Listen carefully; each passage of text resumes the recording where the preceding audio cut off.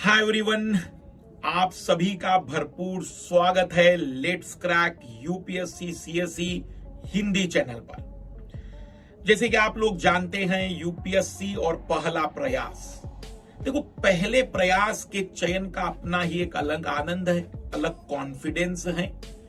पहले प्रयास के चयन के बाद आपकी ग्रोथ और आपका जो अंतिम रूप में रिटायरमेंट होता है वो भी बहुत ही अच्छे पद पर, मतलब मैं कहूंगा कि सेक्रेटरी तक के पद पर, सचिव के पद से ही अगर आप आईएएस बनते हैं तो होता है।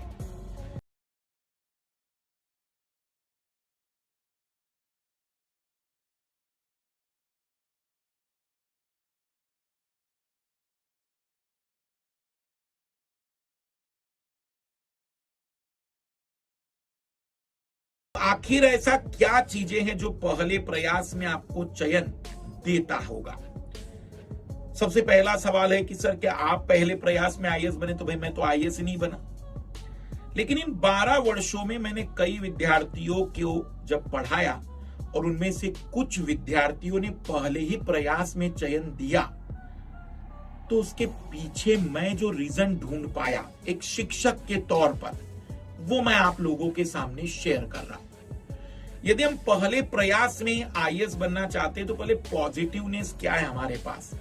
उत्साह, एनर्जी, एक तरीके से पहली बार का जो प्रेम होता है ना, वो जैसे अद्भुत सा होता है, कुछ वैसा ही। क्योंकि आपको सब नया लग रहा है, हर चीज आपको बेटर लग रही है। जब ये चौथे प्रयास में बदलेगा तो ये उत्साह मेरे हिसाब से 30% भी नहीं बचेगा। चीजें आपको नई नहीं लगेगी, आपको लगेगा सब पढ़ा है, मैंने देखा है। तो इस कारण से भी चीजें उतनी प्रॉपर नहीं हो पाती जो पहले प्रयास में हम सीख पाते हैं। तो आइए जानते हैं कि पहले प्रयास के लिए किन चीजों पर ज्यादा गौर करें। कुछ 5-6 बातें यदि आप इसको फॉलो करेंगे तो यकीन मानिएगा कि रिजल्ट आपको बढ़िया मिलेगा और हो सकता है पहले अटेम्प्ट में ही टॉप 10, टॉप 5 में अपनी जगह बना पाए। क्योंकि 2020 में मैंने शायद एक इंटरव्यू लिया था जो ऑल इंडिया 6th रैंक थे या 16th रैंक थी, 16वीं रैंक थी और पहले ही प्रयास में बने थे। उनसे भी मैंने चर्चाएं जब की थी तो यही बातचीत हमारी हुई थी। देखो पहले प्रयास के लिए विद्यार्थी तैयारी लगभग 20 महीने, 18 महीने पहले से शुरू करता है।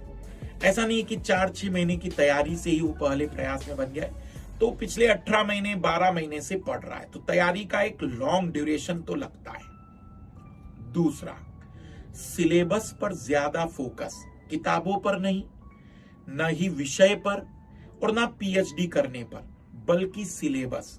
यूपीएससी सिलेबस के में क्या पूछना चाह रही है और क्या नहीं, ये हमारा मेन मकसद है। और यदि हमारा सिलेबस प्रॉपर कवर है तो उसका दोहराव कई बार करना, पहले तो सिलेबस और फिर रिवीजन इतनी बार कि वो चीजें हमारे मस्तिष्क में रिकॉल होनी चाहिए। तीसरा, एक विषय एक किताब को ही फॉलो करना, मतलब हर एक विषय में कई किताबों की जगह एक ही किताब को कई बार यूटिलाइज करना, उपयोग करना।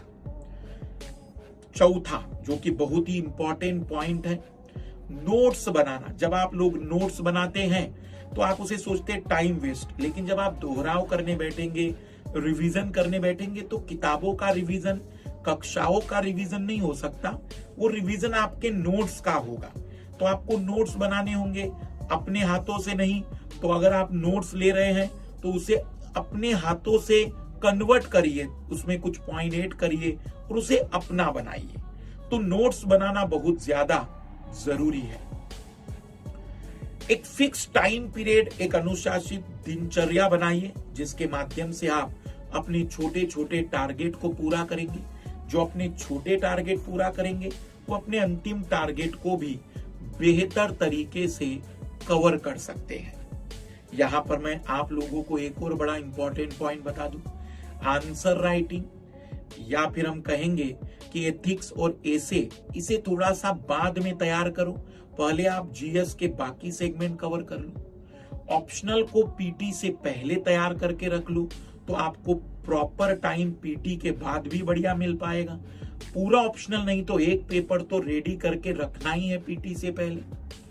पहले प्रयास के लिए बहुत ज्यादा जरूरी है कि आप समरी बनाकर चीजें तैयार रखिए और संतुलित अध्ययन करिए।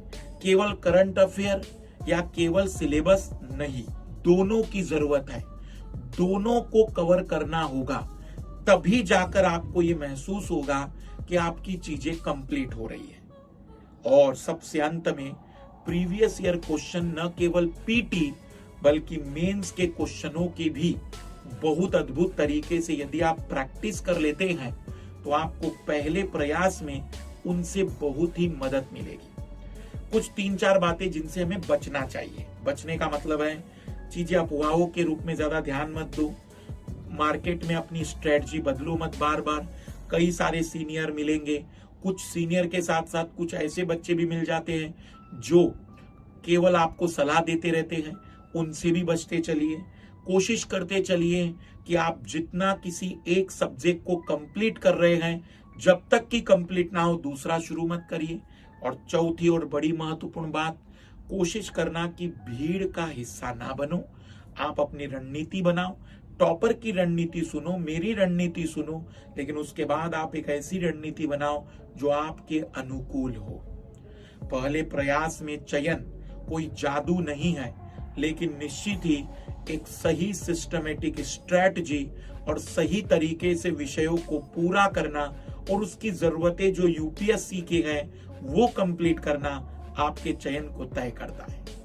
बाकी रिवीजन करते चलिएगा, पढ़ते चलिएगा, MK live refer code use करिएगा यदि आप अनअकैडमी पर सब्सक्रिप्शन ले रहे हैं, और वीडियो को शेयर करते चलना। सभी को बेस्ट ऑफ लक, बाय।